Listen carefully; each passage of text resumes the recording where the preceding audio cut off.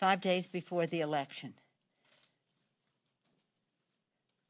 Our focus has been so largely on stopping and crushing the coronavirus. In terms of the election 5 days from now, we are confident, we are calm, and we are prepared. We are ready. We're ready to address the coronavirus in a way that is based on science, crushes the virus, and addresses the impact on the lives, the livelihood, and the life of our democracy. We are at a fork in the road. The path we have been on has taken us to a place where we're approaching 9 million infections, a path to 250,000 people who have died, a path that has taken us to tens of millions of people on unemployment, 8 million people falling into poverty, 17 million children food insecure, again, 23 million workers on unemployment. And the situation will worsen if we do not change our path. The HEROES Act has offered a path, science-based, well-funded, that honors our heroes, crushes the virus, and puts money in the pockets of the American people. I just recently, last night or this morning, sent a letter to Secretary Mnuchin spelling out some of the concerns we are still waiting to hear back from the administration. In good faith, I believe both sides have gone to the table to discuss the priorities. 2 weeks ago, the Secretary said that he was willing to accept our testing language. He just wanted to make a light touch on the language. 2 weeks ago, the light touch was 55% of the language, largely eliminating our initiatives that addressed the disparities of the virus when it came to minority communities in our country. More people in minority community, I am told, have died of the virus than those not in the minority community. I've said it before, if you're a black child, you have 5 times more chance of going to the hospital for COVID than if you're a white child. If you're Hispanic, 8 times more chance. It's sinful. It's sinful that we have not addressed protecting the lives of the American people on the path that this president has taken, starting with calling it a hoax, saying it's going to magically disappear. The list goes on. And even though in all of our legislation we have talked about testing as being a key to stopping the spread of the virus. So the letter is self-explanatory. It talks about state and local government. What is it? This statement that was even in the Wall Street Journal that said that state and locals face the biggest cash crisis. State and local governments face the biggest cash crisis since the Great Depression. And yet, the president mocks and says this is unnecessary for us to do. State and local government fiscal soundness is very important to our economy. Not only that, we want to honor our heroes. They're out there. They're fighting healthcare workers, first responders, police and fire, sanitation, transportation, food workers, our teachers, our teachers, our teachers. And the president says it's a matter of pride that he not support them. Then we have safe schools. Most of the schools in our country could be open actually if we would take the scientific approach. It takes money. It takes more money than they are willing to put up, and we're asking for their response in that regard. To have more space, therefore more teachers, ventilation, sanitation, technology, to enable our children to actually attend school. Children learning, parents earning, so parents can go to work. In the absence of that, we also want them to put more money for child care. If the children are not going to school, the parents cannot go to work unless we have more funding for child care, and they just will only go so far, and that's what we're asking them to go farther. Again, 8 million families, as the CARES benefits fade away, 8 million people, more people have fallen into poverty. There's a way out of that. Child tax credit, earned income tax credit. These are working poor people falling into poverty. And yet, the number they gave us back was 0. They admitted that 0 is not a number, even though they said they'd get back with a number. They don't hesitate to give $150 billion in tax credit in a tax advantage to the wealthiest people in our country. And yet they refuse to help families from falling into poverty. And by the way, all of this is stimulus for the economy. Even if you don't care about people, as there's some question as to whether they do, you should understand that it is stimulus to the economy. People spend this money immediately, inject demand into the economy, create jobs. And that is what has helped the economy even in this third quarter. But now that money is fading. Unemployment insurance, we're still waiting for some of the response to the 5 million Americans who are exhausting their benefits. OSHA and liability. Safety in the workplace for us is not a subject, it's not a provision, it's not an item, it is a value, it is an ethic. Workers will be safe in the workplace, especially in the time of a pandemic, where their exposure to it could not only make them sick, but also their families, if they bring that home. So we think that, we have a list of concerns. Just give us your answer. Then you can weigh the equities if we don't like this or we like that or whatever it is, and come to a conclusion. But we are ready. I feel very confident that Joe Biden will be elected president on Tuesday, whatever the end count is, but on the election that occurs on Tuesday, he will be elected. On January 20th, he will be inaugurated president of the United States. So while we don't want to be overconfident or assume anything, we have to be ready for how we are going to go down a different path. We've come to a fork in the road when it comes to the coronavirus. The president has taken us on a deadly path. The HEROES Act takes us on a scientific path to help save the lives, the livelihood, and the lives of the American people. So it's interesting to see how many people are turning out, voting in advance. It's a real, whoever they're voting for, it's a joy to behold people exercising their civic duty, honoring the sacred right that we have to vote in our democracy. It is appalling to see the obstacles to participation that the Republicans and the president are putting in the way. We complain when other governments try to undermine the integrity of our elections or the credibility of our elections. That's one country and another, credibility or integrity of our elections. But it's appalling when the President of the United States contributes to that placing doubt onto the credibility of our elections. And to have a president who has said he may not accept the peaceful transfer of power. All the more reason for us to thank God for the courage of these people going out there to vote, waiting hours in line, because the Republicans refused to put money in this, any of the legislation that we have had to the extent necessary to make sure that when people vote, there's ample space, there's ample to facilitate. It's a discourtesy to the American people to say, you go stand in line for hours. We can do something about it, but your time is not worth anything to us. So again, this weekend shall be very interesting to see how many more people will vote in advance.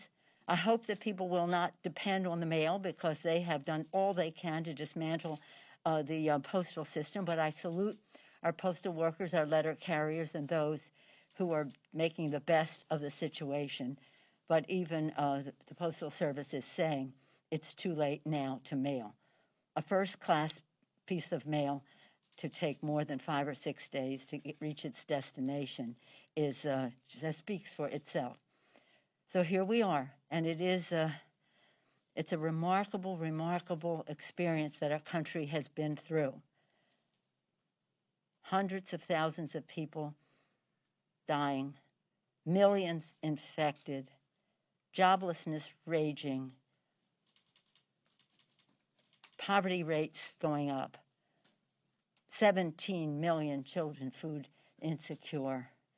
And just to say something about women, in September alone, nearly 1 million people, 1 million women left the workplace. 1 million women left the workplace.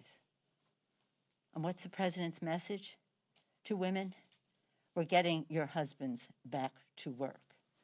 Well, factually, it isn't even true, but in addition to that, what decade is he living in? What century is he living in? So completely removed from the realities of life, and that has caused death. With that, any questions you may have? Madam Speaker. Yes, Good morning. Thank you. Thank you for taking my question. You said you're confident in Joe Biden on Tuesday here. I want to kind of ask you to look into the future a little bit on coronavirus, but other issues that could come up here.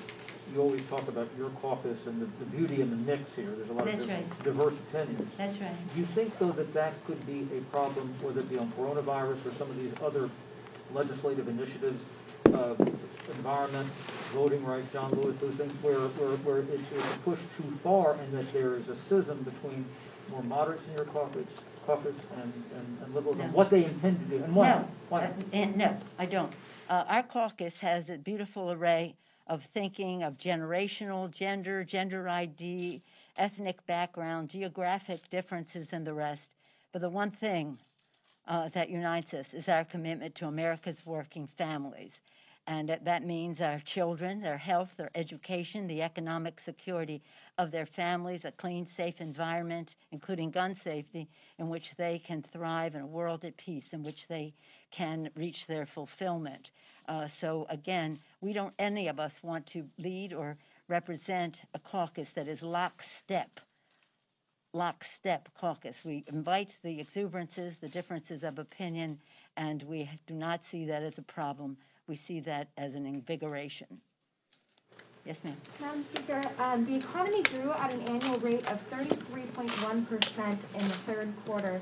Does President Trump deserve any credit for that? The CARES Act deserves credit for that. We had lost ground in the second quarter. This barely makes up for that. And the CARES Act deserves credit for injecting the resources into the economy, whether it's then in our subsequent CARES and the subsequent PPP. So it's as if, somebody used an example this morning, as if you lost $100 in the second quarter, and now you're making up $65. Glory, hallelujah. No. And if we don't pass a recovery bill, a COVID-19 bill, that we will face dire circumstances as well. So yes, Congress and the administration work together in a bipartisan way to pass the CARES Act as well as subsequent legislation to inject resources into the economy. The lack of doing that this time is going to take us back down to another path. Yes, sir. Thank you, Madam Speaker. If you are correct that Joe Biden is going to be elected, you're still going to confront a balance of power with President Trump and a Republican Senate for the lame duck. Would that not argue for you to take a somewhat smaller bill that the system can produce in the lame duck and then get the rest when Biden is president? This is not a small, we're not talking size, we're talking quality. And we are not going to take a small bill that has the bulk of reinforcing funds to the richest people in America while questioning the integrity of people on unemployment insurance. So I want a bill for two reasons.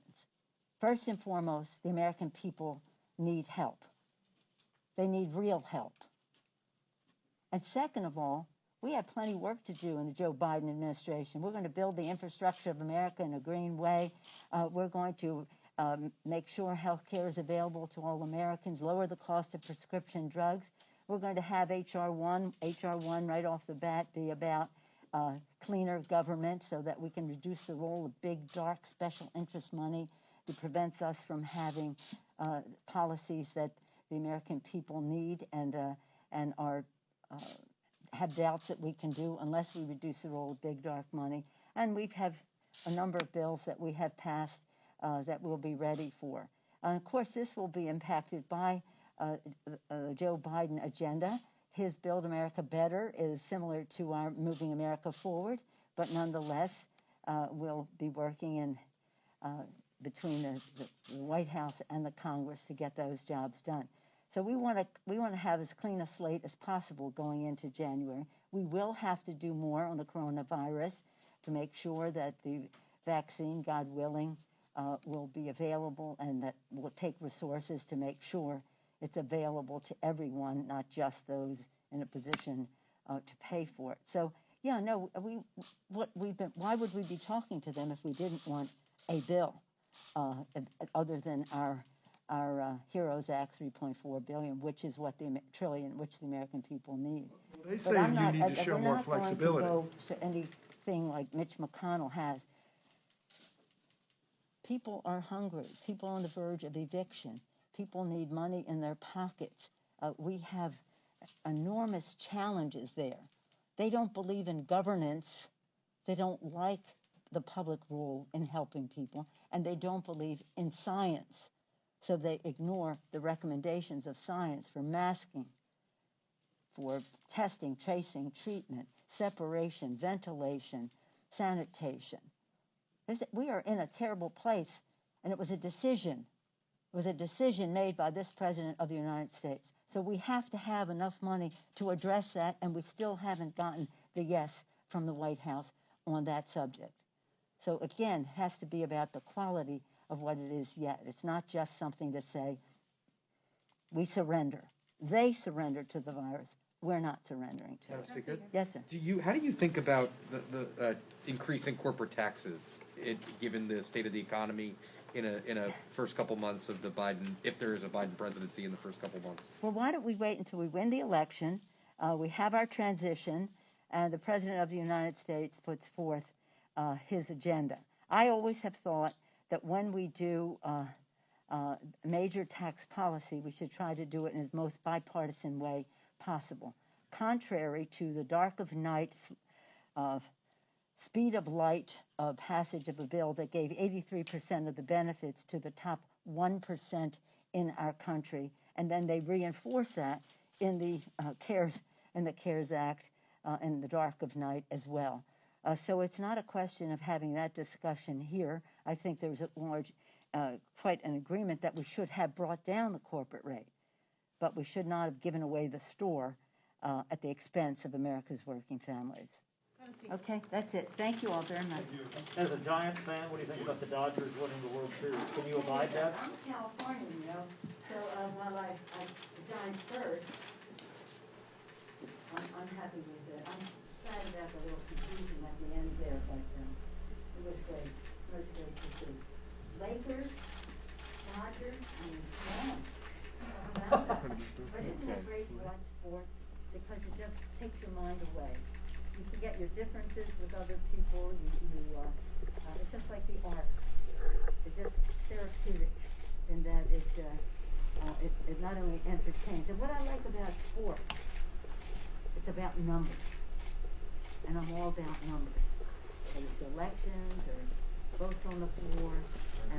But sadly, the numbers in this case, because of this president's failures, are so staggering and sad, and they compel us, it is imperative that we act on a different path than where the president has taken for the children. Thank you.